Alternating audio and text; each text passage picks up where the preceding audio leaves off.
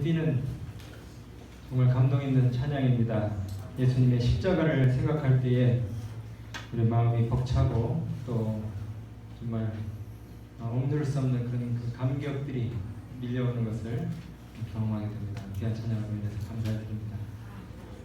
오늘 우리 장로님 네 분 요들송을 이 새로운 장르로 채택하신 거 잘하신 것 같아요. 스위스 요들요들 이 목동들이 안 부르는 소리 아닙니까? 네. 예수님이 우리 선거에 오셔가지고 이 지역에 있는 어린 양들, 이런 양들을 갖다가 다 불러 모으시는 것 같은 네. 그런 느낌을 받았습니다. 요들송 부르면서 하나님께서 이 지역에 오늘 참 우리 성도님들 자리 꽉 차고 손님들이랑 또 저기 잠옷방 그 3층에 많은 가족들이 이렇게 오셨는데 정말 하나님이 더 흐뭇해하시고 만족해하실 것 같아요. 이렇게 또 오늘 주님께서 주신 세 분의 우리 귀한 가족들 정말 오늘 이 예식을 통해서 하늘 천사들 또 하나님께서 너무나 기뻐하시고 행복해하실 것입니다. 우리 다 같이 축하하시고 정말 잔치 같은 그런 난식을 다 되시게 되기를 바랍니다. 오늘은 하늘 소망이라고 하는 그런 주제로 말씀을 나누려고 합니다. 요한일서 3장 2절로 3절입니다. 요한일서 3장 2절로 3절 하나님의 말씀 읽어드리겠습니다. 요한일서 3장 2절로 3절입니다. 사랑하는 자들아, 우리가 지금은 하나님의 자녀라. 장래에 어떻게 될지는 아직 나타나지 아니하였으나 그분께서 나타나시면 우리가 그와 같을 줄을 아는 것은 그의 참모습 그대로 볼 것이기 때문이니 주를 향하여 이 소망을 가진 자마다 그의 깨끗하심과 같이 깨끗하게 하느니라. 아멘. 아멘. 오늘 침례받으시는 세 분은 예수님의 십자가의 피 공로를 믿는 믿음으로 또 그 은혜를 마음으로 받아들이심으로 하나님의 자녀가 되셨습니다. 축하드립니다. 하나님의 자녀, 이 얼마나 큰 특권인지요. 한 번은 제가 그 필리핀 외교관이신 테아노 대사와 함께 하루 종일 특별한 동으로 여행을 할 수 있는 기회가 있었습니다. 여기 액정이 안 나와요? 이 화면을 좀 스위치해 주시기 바랍니다. 이 파워포인트가 있습니다. 네, 이 가운데 세 분 중에 가운데 있는 분이 필리핀 대통령이고요. 그 여러분들이 보시기에 이제 왼쪽이 파푸아뉴기니 대통령입니다. 그리고 오른쪽이 그 테아노 대사, 필리핀의 그 파푸아뉴기니 대사 외교관이셔요. 근데 이분과 함께 제가 이제 하루 종일 특별한 종으로 이렇게 여행을 가는데 되게 이 마닐라 시내에서 운전을 하다 보면은 외국인이 늘 표적이 됩니다. 이 언더머니 뒷돈을 받으려고 경찰들이 별로 잘못을 안 했는데도 이렇게 세워요, 차를. 그래서 이 마닐라 시내에 가서 운전하는 건 상당한 스트레스를 이제 마음에 감수를 해야 돼요. 근데 그날은 제 옆자리에 이 필리핀 고위 공직자를 태우고 가니까 정말 든든하더라고요. 네. 경찰들이 곳곳에 보이는데 다른 때는 어떻게 하면 저 사람들 좀 피해갈 수 있을까 이렇게 하는데 이날은 나를 좀 안 잡아주나 이런 생각이 들었어요. 네. 왜냐면은 만일 제 차에 그 외교관이 파푸아뉴기니 대사가 탔다는 사실을 알면은 홍해가 갈라지듯이 그 복잡한 마닐라 시내가 물길이 쫙 열리듯이 차들이 다 피해입니다. 네? 왜냐하면은 예전에 그 우리 돈으로 5만 원만 주면은 경찰들이 역주행을 해버려요. 역주행을. 네? 그래가지고 공항까지 역주행을 해가지고 차를 막 다 비키라고 막 사인을 해버립니다. 그러면은 뭐 한 1시간 걸릴 거리를 10분에 가버리거든요. 심지어 뭐 국회의원이나 정부 강요 이런 사람들 명함만 이렇게 꺼내가지고 보여줘도 경찰법에 어겨가지고 경찰한테 걸렸을 때에 명함만 꺼내서 보여주면서 이게 이제 필리핀 말로 친구가 까이비간이거든요. 요 사람 여기 이름 적힌 사람 요 사람 내 친구다. 내가 명함 가지고 있으니까 친구인 거 확실하지 않냐? 이러면은 벌금도 면제해 주거든요. 네. 이 친구 관계만 돼도 이런 특혜가 있는데, 여러분 세상 귀족 집안의 자녀들의 미세가 어떨까요? 귀족 집안의 자녀들. 근데 만주의 주이신 우주의 왕이신 하나님이 우리 아버지가 되시는 겁니다. 사단이 아무리 죄를 들춰서 이렇게 보여주려고 해도, 참소를 하려고 해도 예수님이 자신의 피 공로를 앞세워서 우리를 막아주시고 변호하셔요. 이것이 바로 하나님의 자녀의 특권 아닙니까? 아멘.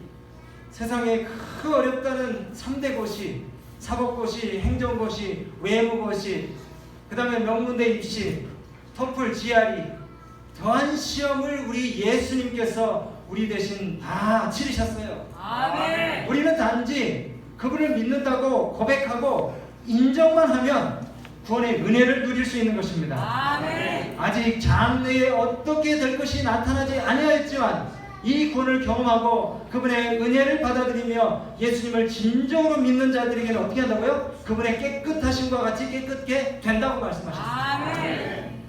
여러분, 세상 특권층의 자녀들은 자기들에게 주어진 특혜만을 누리기 위해서 그렇게 이기적으로 할지 모르지만은, 우주의 왕 되신 하나님의 자녀들은 예수님을 닮은 자녀들이 할 것입니다. 그리스도인이라는 이름의 뜻이 무엇입니까? 그리스도, 기름 부음을 받은 자, 메시아로 오신 예수님을 따르는 사람들이라는 것이에요. 아멘. 우리가 가문을 나타내는 앞에 성을 붙이잖아요. 이씨, 김씨, 박씨, 최씨. 네.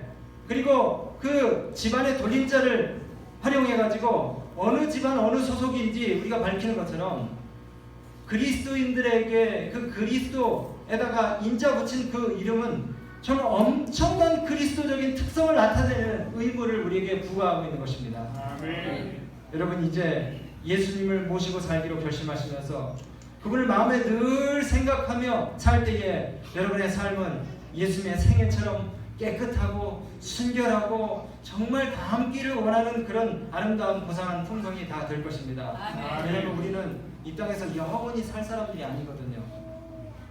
그러면 저와 여러분의 소망과 바람이 무엇입니까? 이 세상에 우리는 이 생뿐이 아니라 내세를 위해서 사는 사람이라고 하는데, 우리가 바라는 소망이 뭐예요?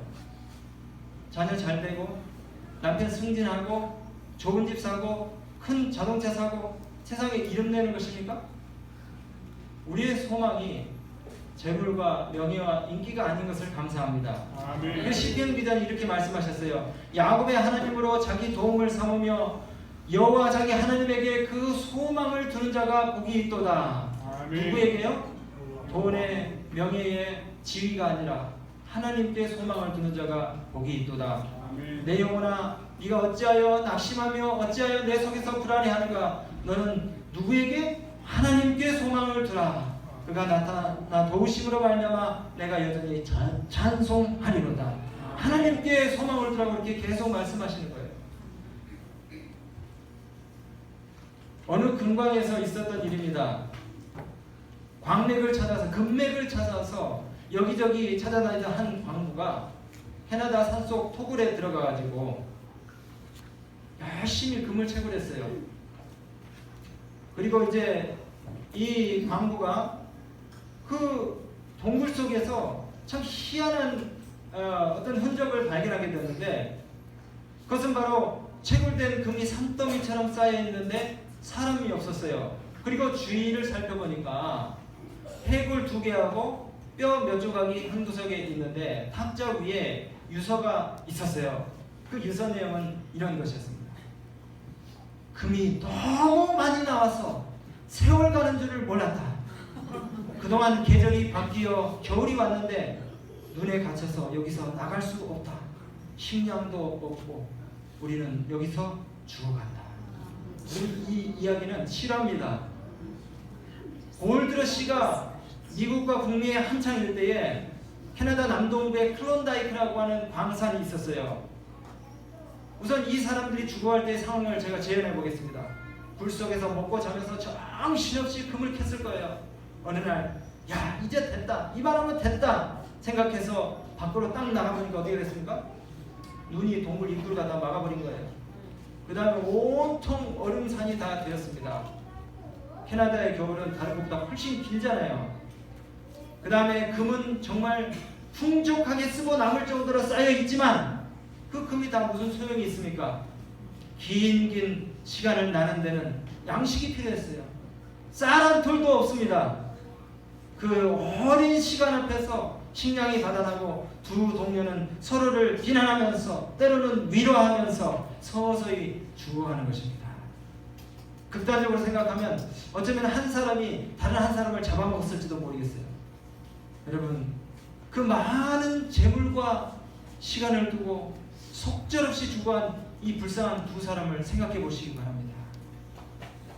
그렇게 금을 캐다가 잠시라도 좀 나아가지고 바깥 세상을 좀 보면서 주의를 환기시켰다면 이런 불행을 맞지 않았을 텐데, 여러분 자신의 생애를 한번 돌이켜 보시기 바랍니다. 누구나 풍족하고 여유로운 생활을 다 원해요. 그런데 여러분, 그 여유가 다 무엇입니까? 그냥 풍족한 생활을 의미하는 것입니까? 우리가 여유라는 말을 자칫 쓰고 남을 정도의 어떤 것이라고 이렇게 생각하기 쉬워요. 그리고 여유를 물리적으로 생각하면 그럴지도 모릅니다. 그러나 그 해골의 주인공들은 경제적 시간으로는 지겨울 정도로 풍족한 여유를 가졌는지 모르지만 너무나 비참한 최후를 맞이했어요. 네가 이 세대의 부한자들을 명하여 마음을 높이지 말고 정함이 없는 재물에 소망을 두지 말고 오직 우리에게 모든 것을 후히 주사 누리게 하시는 하나님께 두라고 말씀하십니다. 아멘. 이제 우리는 산 소망 되시는 하나님을 모시고 사는 것이 우리의 바람이 되어야 할 것입니다. 아멘. 여러분, 무엇을 소유하기 위해서 삶을 허비하기보다는 하나님과 주변 사람들과 보내는 시간을 소중하게 여기시게 되길 바랍니다. 아멘. 그리고 좀 어려움이 온다 할지라도 여러분, 하나님을 바라보시면서 소망 가운데 인내하시길 바라요. 아멘. 영원한 영광에 중한 것. 여러분, 지금 우리가 고통당하고 있는 것들, 여기 정말 극심한 고통 가운데 스트레스 가운데 오신 분들이 있을 거예요. 이건 잠깐입니다. 여러분, 영원한 영광, 우리에게 주어질 그 영광에 비하면 이것은 아주 작은 것이고 잠깐이에요. 조금만 견디시게 되길 바랍니다. 아멘. 바울이 그렇게 말했어요. 자기가 그동안 견뎌온 자기 부정과 시련과 가난과 환난과 핍박의 세월들을 다 뭐라고 했다고요? 잠깐이라고 표현했어요. 잠깐이라고. 제가 이제 잠깐 한 5분 동안 예수님 믿을 때에 우리 삶에 이르는 변화로 인해서 우리가 받게 되는 축복, 그리고 그 고난들을 이겨내는 비법에 대해서 말씀드리려고 해요. 여러분, 여기 누굽니까? 좋아하는 분도 있고 싫어하는 분도 있을 텐데, 네, 트럼프 대통령이죠. 트럼프 대통령이 2015년에 자기 그 행정부를 출범할 때에 대통령이 돼가지고 강요들을 이렇게 이제 임명을 하면서 그 의회 내각 시크리테리로 누구를 발탁을 했냐면은 안식일 교인인 벤 카슨 박사를 갖다가 기용을 했어요. 사실은 이 벤 카슨 박사도 그 내각 장관이 되기 전에는 대통령 후보로 나왔습니다. 대통령 후보, 공화당 대통령 후보로 나왔어요. 안식일 교인입니다. 재립교인이에요. 근데 뭐 이분이 뭐 대통령 후보라 그 얘기를 하려고 그러는 것이 아니고, 이 벤 카슨은 정말 유명한 내과 의사인데 심장, 그리고 그 샴쌍둥이를 갖다가 세계 최초로 분리한 존 홉킨스의 유명한 외과 의사입니다. 신의 손이라는 그런 별명이 붙을 정도로 아주 훌륭한 의사예요. 근데 이분이 어릴 때에 슬럼가에 살면서 그 정말 그 쓰레기 같은 정말 난폭하고 거칠은 그런 그 친구들 사이에서 자랐어요. 14살 때에 카슨이 한 번은 옆에 있는 친구가 시비를 걸어서 화가 나가지고 칼로 옆에 있는 친구를 찔렀습니다. 근데 다행히 이 버클에 칼이 정지가 돼가지고 아무 외상이 없었어요.